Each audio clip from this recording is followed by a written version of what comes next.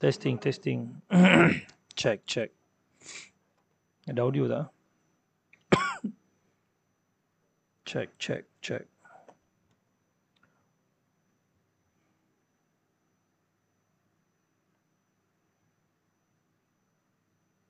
Percubaan.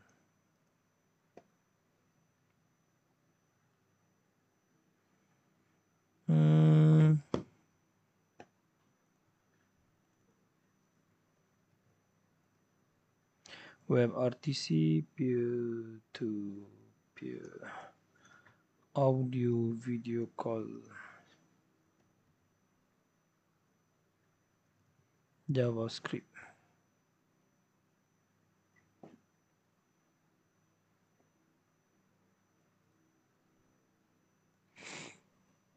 Assalamualaikum warahmatullahi. Hello guys, apa khabar?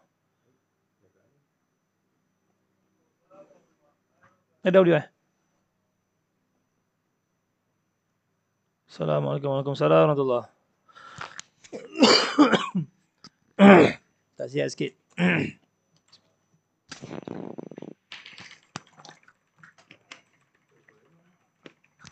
Kena buat tajuk kuliah mingguan ni. Kuliah Jumaat mingguan. Kuliah Jumaat mingguan.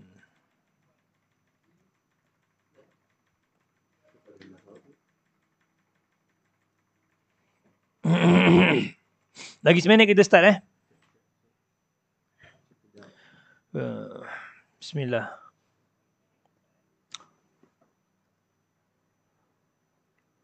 Siapa ada ni? Abanan. Tak pasti jangan kongsi. Oh ni apa? Bepod X Benzo. Khairul Suhaimi. Bob Sabian.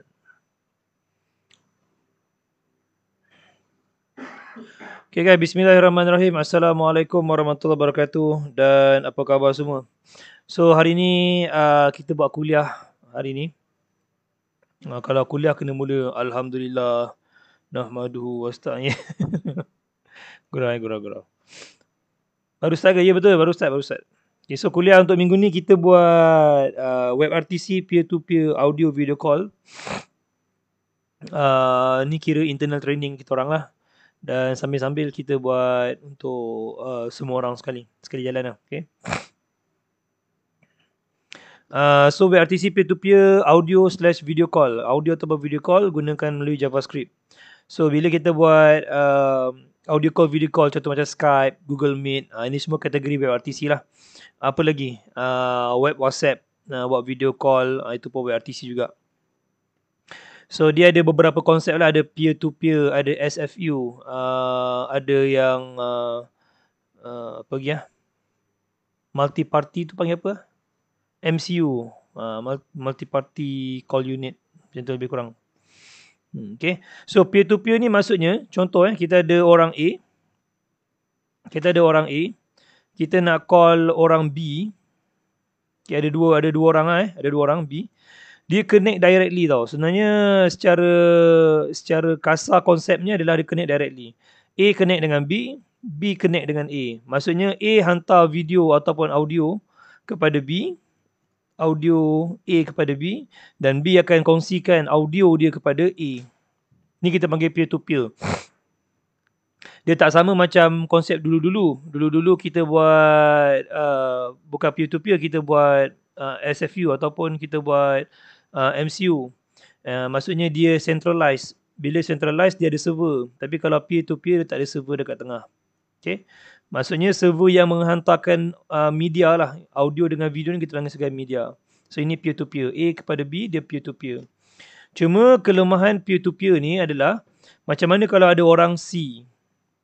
Bila ada orang C, maka B nak kena hantar dekat C dia punya stream ataupun media dia, dan B kena C juga C juga dia nak akan hantar kepada A dan juga B. Maksudnya bila lagi ramai orang, sebenarnya kalau perasan dalam diagram ni, dia akan jadi macam lebih berat tau. Sebab apa? Sebab dia nak kena hantar the same media kepada orang lain juga. B akan hantar dekat C, C akan hantar kat B dengan A akan hantar juga dekat C. So maka benda tu dia akan macam berulang banyak kali. Okay, kalau tengok diagram ni pun agak memeningkan juga. Dia akan jadi macam ni bentuk dia. C akan hantar kat B, B akan share dekat C.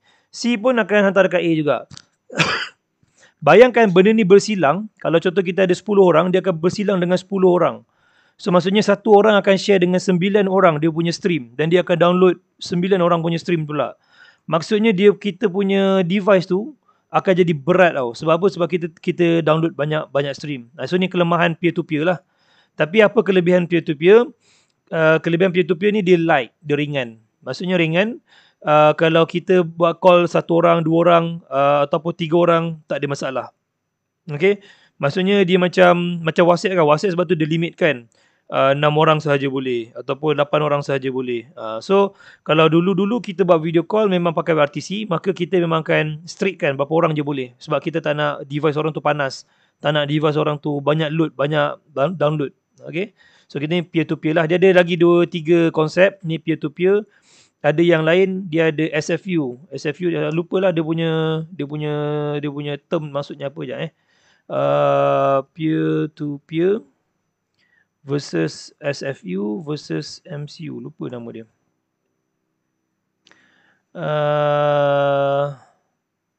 Mana nama penuh dia? Multi Point Control Unit. Dengan SFU ni apa? SFU in WebRTC. Selective Forwarding Unit. Okay, Selective Forwarding Unit. So yang tu SFU dengan MCU kita terangkan kemudian. Mungkin dalam video akan datang lah. Kita orang pun akan bangunkan MCU juga. Paling bagus adalah MCU. Tapi kelemahan MCU adalah server pula akan berat. Kalau pakai peer-to-peer, dia nak kata laju pun boleh lah. Tapi dia akan beratkan device orang. Server tak berat. Tapi kalau pakai SFU, server orang yang akan berat. Server kita akan berat. Sebab apa? Dia akan hantar stream ke server. Server yang akan hantar stream dekat user. Yang bagusnya user device dia ringan lah. Okay. Tapi hari ni kita akan buat peer-to-peer. Peer-to-peer torrent. Mantap. Abang Jepun kita dah masuk. Okay. So, apakah step kita nak buat video call ni? So, pertama sekali, dah ada beberapa perkara lah untuk WRTC ni yang korang kena praktis. Pertama adalah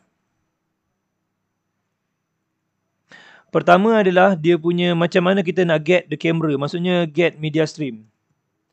Get media stream from device. Maksudnya daripada web daripada web. Dari JS, dari JavaScript.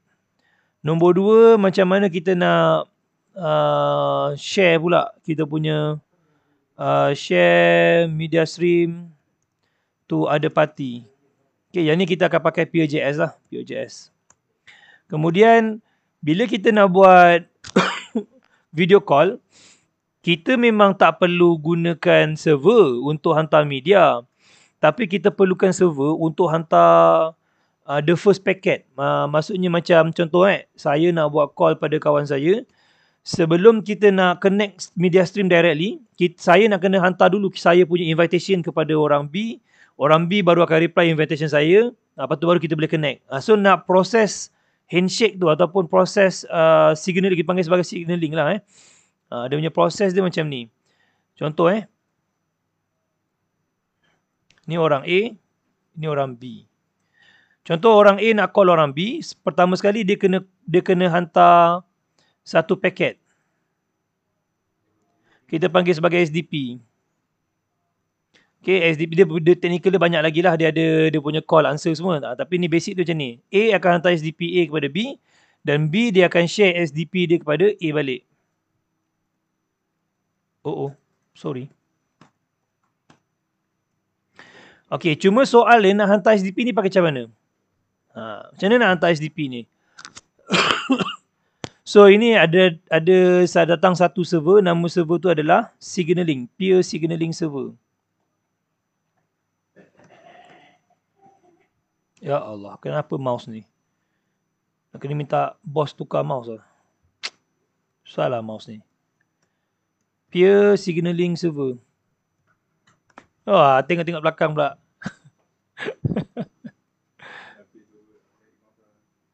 Okay. So, bila ada peer signaling server, orang A dia akan hantar dia punya SDP pada peer signaling server, SDP, dan peer signaling akan pass kepada B. Dia punya SDP juga. Ini pentingnya ada peer signaling server. Dan benda ni akan berlaku, dia boleh patah balik. Orang B akan reply pula. Orang B akan reply, dan peer signaling server akan reply balik kepada A. Dapat mouse baru, babe. Baru komplain. Bagus lah bos kita. Kau faham mengangkat Masuk je lah kamera lah. Kau bukanlah dia ni. So ini kegunaan peer signaling server.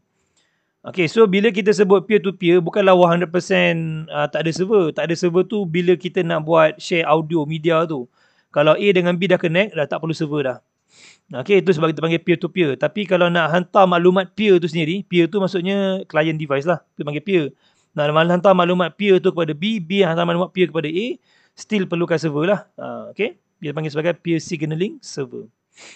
Boleh boleh dapat So hari ni kita juga akan belajar macam mana how to set up. Kalau tak sempat kita sambung petang Yang kita cadang buat 2 jam je how to set up peer signaling server. Okay, yang keempat. Okay. Disebabkan modern device, contoh macam antara A dengan B, dia bukan connect dengan internet directly. Contoh kalau macam handphone mungkin okey, dia connect directly. So handphone dia ada dia punya IP address dia sendiri. Betul tak? Tapi kalau macam laptop contoh. Okay, kita buat sikit diagram network. Okay, contoh. Orang A dia nak connect dengan internet, dia pakai PC kan, PCA, dia akan connect dengan router dulu, betul tak? Router dulu. Lepas router baru dia akan connect dengan WAN. WAN ni internet lah. Bukan WAN kat office ni WAN. Wide Area Network. So yang ni adalah daripada ISP.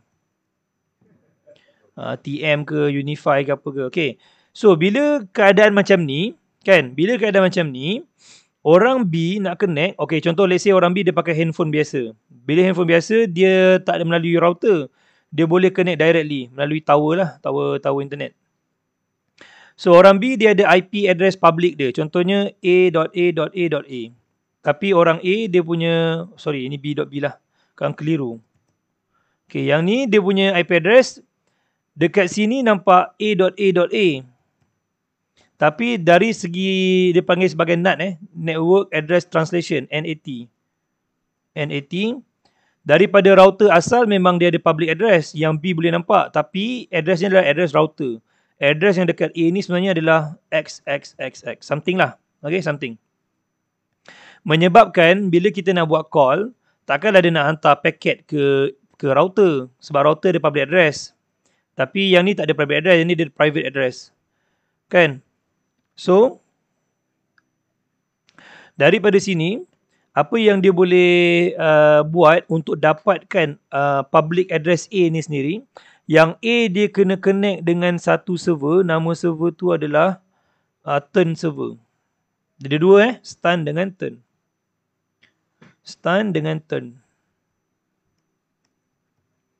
So, biasanya stun dengan turn memang digunakan lah untuk buat ICE. ICE ni internet lupa lah dia punya istilah. ICE stand for in WebRTC. Interactive Connectivity Establishment. Okay. So yang ni adalah untuk dia punya stun dengan turn ni tujuan stun dulu. Stun tujuan dia untuk dapatkan the public IP of A. Okay. So contohlah dia connect melalui router. So A dia nak kena connect dengan stun server untuk dapatkan public IP A dan kemudian baru boleh hantar dekat B. Dan apa kegunaan turn server pula? Turn server ni contoh bila dia dah hantar media, bila contoh A dengan B dah connect directly. Okay, dia dah connect directly dan B pun dah connect dengan A.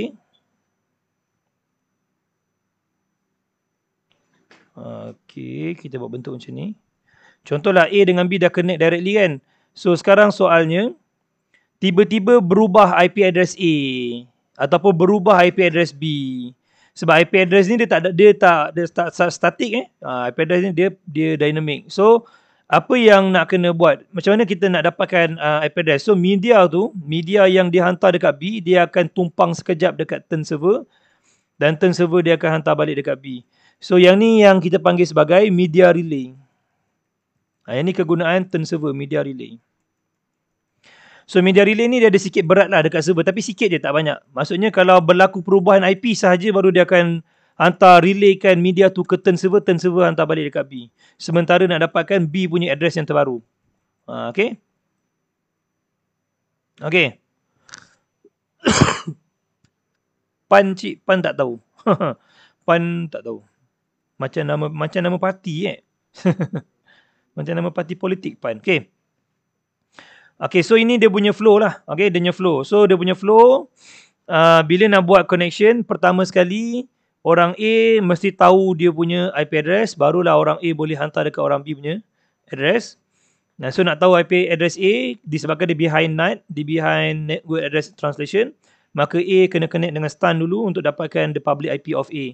Dah bila A dah kenal diri dia sendiri dan A pun tahu IP address B, maka A akan hantarlah paket kepada B based on maklumat dia dapat pada STAN tadi. So B pun akan hantar balik maklumat dia kepada A. Kemudian dia boleh connect lah. Tapi dia nak hantar maklumat tu melalui peer signaling. Okay, dia punya flow dia macam ni. Okay, jap. Okay, so yang benda yang keempat kita akan belajar adalah how to set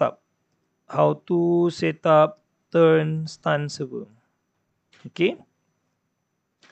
Okay, lepas tu, okay, satu lagi tambahan lah. Disebabkan kita nak buat benda ni secara online. So, kita akan buat how to set up SSL.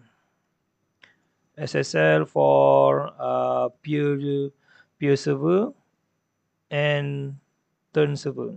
Okay. Okay, lepas tu, okay, dia punya flow macam mana? Okay, saya buat kat sini step by step dia.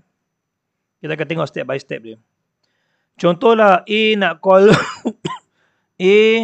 nak call B, contoh. Step pertama, A kena connect dengan STAN server, get real IP. Lepas tu dua, A must know B IP. Okay. Nombor tiga, A send SDP to B.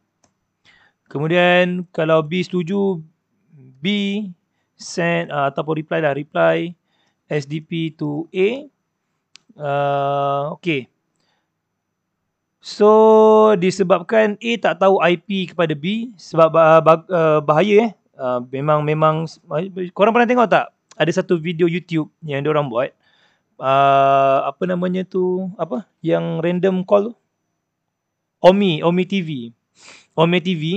Diorang boleh detect location siapa yang call video tu kan. Sebab apa? Sebab dia boleh baca SDP packet. SDP packet tu, dalam tu ada real IP siapa yang call tu. Sebab tu kalau kata kita buat call Omi TV, diorang cakap bahaya. Sama lah macam Telegram dulu. Dulu Telegram peer-to-peer pun bahaya. Sebab tu bila zaman dah moden, diorang tak pakai peer-to-peer, diorang pakai SFU. SFU tu tadilah Selective Forwarding Unit. Okay. So bila Selective Forwarding Unit, orang sana akan nampak maklumat server je. Kita pun nampak maklumat server, kita tak nampak maklumat orang sana. Okay. Okay. Okay, so sekarang bila A nak send SDP to B, dia mesti melalui peer signaling. Peer signaling server. B nak reply pun sama, dia reply melalui peer signaling. Okay. Lepas tu barulah berlaku connection between them. Lepas tu barulah establish ataupun kita panggil media stream establish lah. Media stream connected. Maksudnya A dengan B dah boleh communicate lah. Dia boleh hantar audio, boleh terima audio, boleh hantar video, boleh terima video. Okay, so step yang kita nak belajar, 1 ada sampai 5. Ada 5 step yang kita akan belajar untuk capai video dengan audio call. Okay. Boleh faham tak? 12.30. Boleh lah, lagi 10 minit. Kita tengok nombor 1 dulu Boleh Nanti kita sambung lepas solat Jumaat. get media stream from device.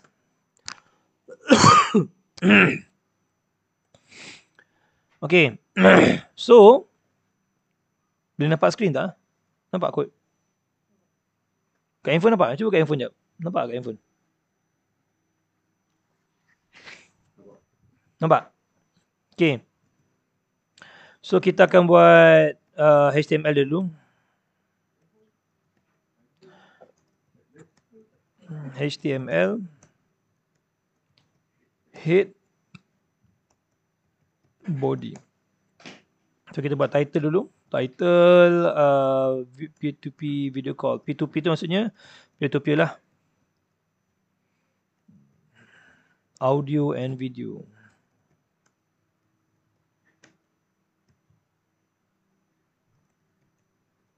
Okay. So apa yang korang perlukan? Pertama sekali, disebab kita nak buat this first step kita adalah nak dapatkan media stream daripada device dulu. Maksudnya kita nak paparkan video kita dulu. Betul tak? So dekat sini kita boleh buatlah satu video tag, video letak ID. Yang ni sini saya letak namakan sebagai myself. Maksud video kita lah. Okay.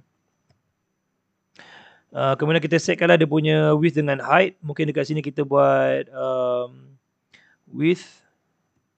Mungkin kita buat 400px. Kemudian dia punya height. Kita setkan 400px juga. So controls tak payah. Autoplay kena. Autoplay. Okay, so now macam mana kita nak dapatkan kita punya. Kenapa script tak auto close? Okay, macam mana nak dapatkan. Ha? Nampak separuh je. Okay, kejap. Kita tukar point of view jap. Tukar scene.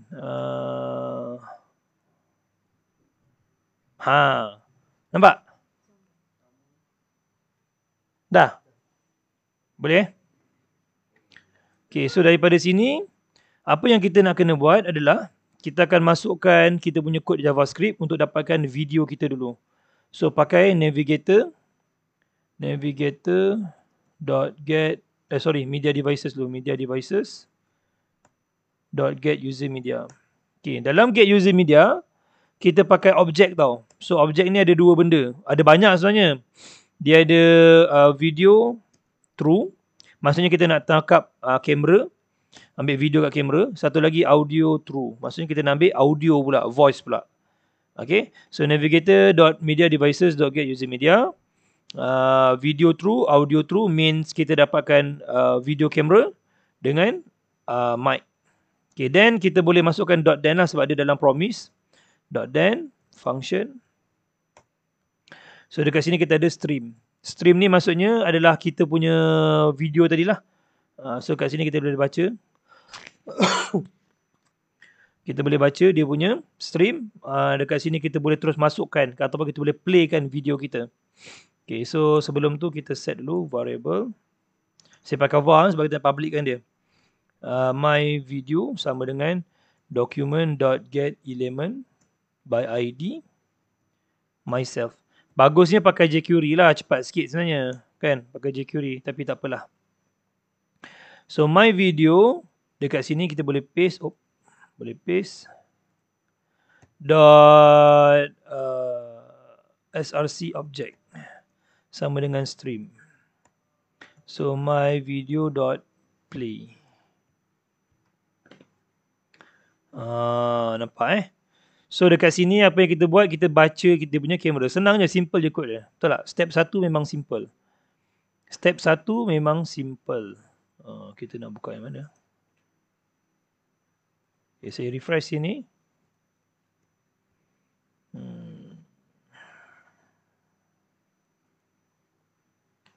Video input fail. Why? Kamera ada satu je ni. Sekejap saya try tutup dulu. Okay, sebab kamera ni dah pakai dekat TikTok. Saya tukar kamera. Tapi kamera ni pun tak boleh kot. Sekejap. Kita try Irion. Ya, sebentar kacau nanti. Sekejap. Kita start Irion. Kita start kamera virtual. Sekejap. Kejap. Irion webcam. Okay. Macam nak pusing kamera. Macam mana? Front camera. Tu. Dapat. Okay. So sini kita akan select Irion camera. So mic. Okay, mic rasanya boleh share kot. Ataupun kita pakai ni lah. Sebab sini pakai apa? Tu. Ada tak? Check. Wah, masuk sini audio. Okay, sebab apa? Sebab sini dia ada audio ni. Kalau kita mute. Halo. Tak ada. So biasanya bila kita buat video call. Kita buat untuk WRTC. Kebiasaannya video kita sendiri tu kita akan mute kan. Okay, kita akan mute kan. So dekat sini kita boleh set mute lah dalam kod kita. Dekat sini kita set muted. Biasa video kita mesti mute. Okay. Tu kena ingat. Kalau tak dia akan humming. Sebab dia akan play balik apa yang kita cakap. Tu dah jadi dah. Okay, the first step memang senang. Boleh faham tak? Boleh faham? Haki boleh faham tak? Tengok balik kod tadi.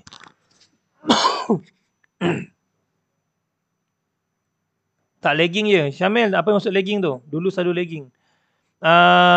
Saya tengok kalau pakai Irion ni dia tak lagging. Dia lagging kalau kita resolution terlalu tinggi. Kalau kita set 4K ke, 2K ke, Full HD, memang dia akan lagging. Tapi kalau macam HD saja 1280 dia okey. Okey, nampak tak? Senang ke susah? First step. Step pertama senang ke susah? Senang kan?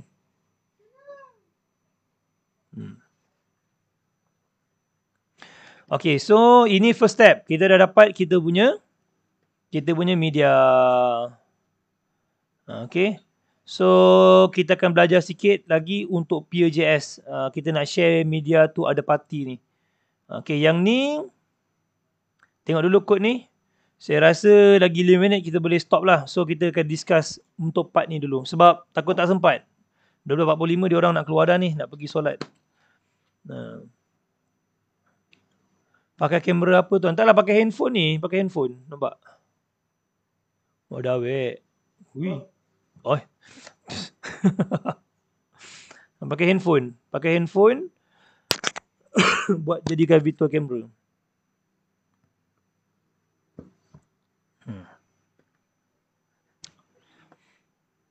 Boleh dapat.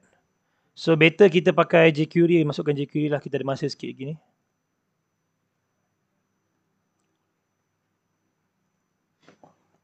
Masukkan jQuery W3 School.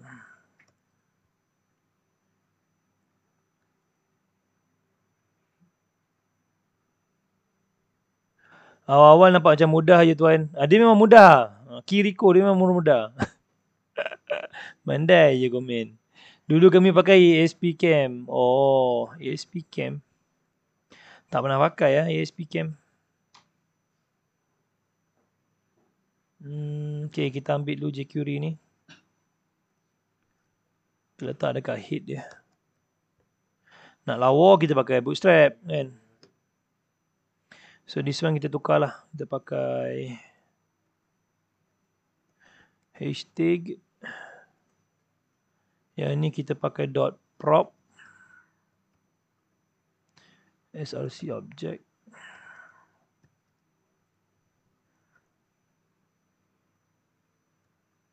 Okay, yang ni kita pakai kaedah. Kita guna jQuery Buka balik page tadi, kita refresh. Oh yeah. Boleh faham kot kan? Okay, so ini step 1 lah. Nanti saya akan upload kat YouTube. Basic untuk peer-to-peer WRTC audio video call. Siri 1. Dan kita akan masuk untuk yang siri kedua, iaitu step yang kedua lah. Share media to other party guna Peer.js. So Peer.js ni, okay, sebelum kita stop, saya terangkan sikit Peer.js ni apa. So Peer.js ni, kalau kita tengok dekat dalam diagram, kan dia ada share signaling server ni kan. So signaling ni kalau nak buat sendiri kodnya panjang. Okay, sebab kita nak generate SDP, lepas tu kita nak kena hantar pula, nak kena terima answer, dia kena buat dia punya answer lah. Untuk answer dia punya, lepas tu ada ICE punya, macam-macam lah dia punya setting. Jadinya dekat dalam Pure.js dia dah set upkan semua. Okay, dia dah settingkan semua, dah senang lah maksudnya. So Pure.js ni dia datang dengan dua bentuk, satu client side panggil Pure.js, satu lagi Pure server, Pure.js server. Okay, so dua-dua ni saya akan ajar lah cara nak install, cara nak run, cara nak set up. Sebab yang ni memang kita orang gunalah. Dekat production level pun kita guna Pure.js juga. Sementara ni kita dah pakai lama, banyak tahun dah pakai, tak ada masalah. Okay, macam contoh, let's say korang nak buat apa-apalah software untuk video call ke audio call, nak buat online conferencing. Mungkin korang kerja dekat sekolah ke, dekat mana ke, boleh pakai Pure.js. Okay. So simple je, ambil dia punya link kat atas ni untuk dia punya CDN ataupun unpackage dia. Dekat sini kita masukkan terus dekat dalam kita punya kod. Macam tu. Okay, Pure.js 1 dengan jQuery 1. So nanti kita akan set up lah kita punya Pure.js. Boleh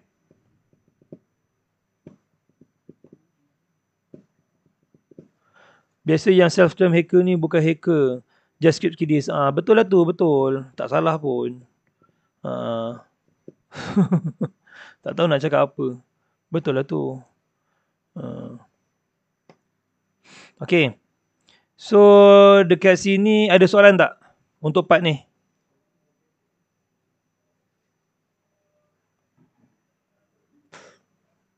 Ada soalan? Sekali pandang macam boleh tengok macam boleh buat kan. Dia senang je.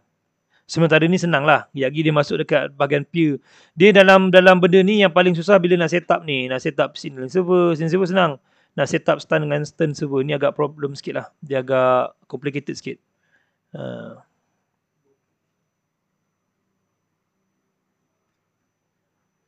Okay. So kalau tak ada apa-apa, kita boleh end live dulu. Nanti kita sambung balik selepas lepas solat Jumaat. Boleh? Okay, terima kasih semua. Kita jumpa pada siri yang kedua kejap lagi untuk belajar guna Pure.js. InsyaAllah lepas solat Jumaat ataupun petang sikit lah. Okay, pukul 4 ke, pukul 3 ke. So, wabillahi taufiq wal hidayah. Wassalamualaikum warahmatullahi wabarakatuh.